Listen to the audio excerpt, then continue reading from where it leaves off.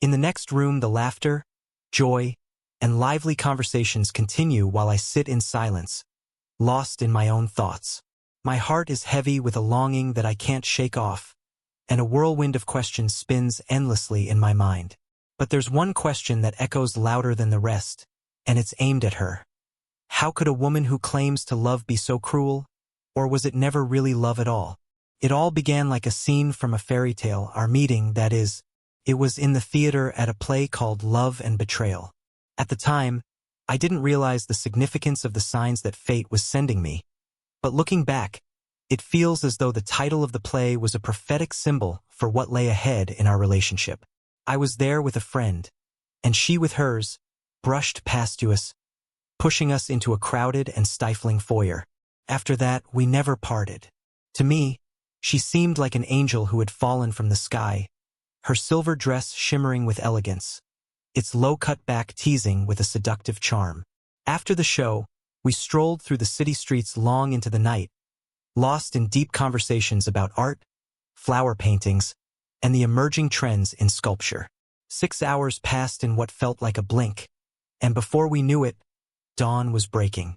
I walked her home, and we made plans to meet again the following day. The moment of truth arrived, and as promised, we met. The date unfolded as expected. A movie followed by a cozy cafe and then a leisurely walk through the park. We ended up back at my apartment, where the evening, initially innocent, gradually turned into a night of passion and everything that followed. The morning light found me feeling like the luckiest man alive, convinced that I had captured the bird of happiness in my hands. But as it turned out, nothing was as it seemed. 2 months into the relationship, I began to sense that something was changing. I could feel it in the air, a distance between us that I couldn't explain. And soon enough, I knew that I couldn't let it drift any longer. I was ready to take the boldest step of my life. I arranged a romantic dinner at a fancy restaurant, complete with champagne, and as planned, slid a ring into her glass. Getting down on one knee, I poured my heart out, and when I looked up, there were tears in her eyes. She said yes. The rest of the evening slipped by as we discussed the upcoming changes. How to organize the wedding, the guest list, the menu, and all the little details that go into making such an important day come together. It all felt so surreal. A month later, we were standing at the altar, surrounded by family, friends, and colleagues from both sides. 90 people offered their congratulations, giving us the usual blessings. Live happily ever after, have lots of kids, build a beautiful home, drive a fancy car, and so on. It was lighthearted and joyful until it came time for my boss to speak. He rose from his seat, glass in hand, and began his toast loudly, his voice carrying across the room. Daniel, Evelyn, I congratulate you both on this important milestone in your lives. I wish you love that lasts at least 100 years. There was a pause as he seemed to stare at my fiancée, and then he added, Evelyn, I think we've met before, and not just met. My boss had never been one to mince words, and I could tell the alcohol had loosened his tongue. The room fell silent, and my blood ran cold. He continued, Yes, we met recently, and I think I know you a little better than I should. My relatives quickly intervened, pulling us apart before things got out of hand. I was furious. I stormed over to my new wife, and when she saw the look in my eyes, she recoiled, sinking into her chair, too terrified to move. All she managed to say was, I'm sorry. I'm so sorry. Tears welled up in her eyes. If she were a man, I would have hit her. But no matter how angry I was, hitting a woman is something I could never do. So instead, I simply said, I'll file for divorce myself. Don't worry about it. I turned around and headed for the exit. I needed to get some fresh air, to calm down and make sense of what had just happened.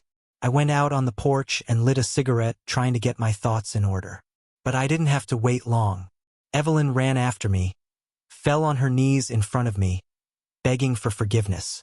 Danny, Lushka, you have to understand, at the bachelorette party we got carried away.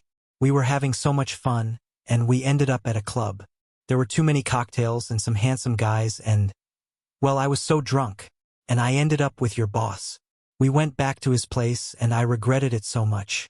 When he walked into the hall just now, I recognized him, but I thought it was all behind us. He was drunk too, I told myself. Tears streamed down her face, and she kept pleading. I'm so sorry. It was just that once. Please don't leave me. Not today. Not on our wedding day. Don't do this in front of my family, please. I'll be faithful, I promise. Let's start over. I'll be the best wife. But after that betrayal, after her confession, there was nothing left to salvage. I could never forgive her. I'm filing for divorce tomorrow. Goodbye, I said coldly, turning to walk back to the reception. The room had fallen into a strange silence, broken only by the soft murmurs of the guests. I stood before them and said, "Dear guests, thank you for being here today. Unfortunately, the wedding is canceled. Please be understanding and head home." I forced a smile, though it felt as if the weight of the world was on my shoulders. After that, I called a taxi, went back to my bachelor apartment, and filed for divorce that same day, right after submitting my resignation. The process was swift. In the blink of an eye, my marriage was over before it even had a chance to begin. Years have passed since then. Recently, I heard from Aunt Jana's neighbor that due to a massive shortage at the head office of the company Evelyn had worked for, she was arrested and is still in prison to this day. Meanwhile, I remain a bachelor with one firm belief in my heart. All women are traitors. So guys, if you all liked today's story, please like the video and subscribe to our channel. And don't forget to press the bell icon. Thank you for watching.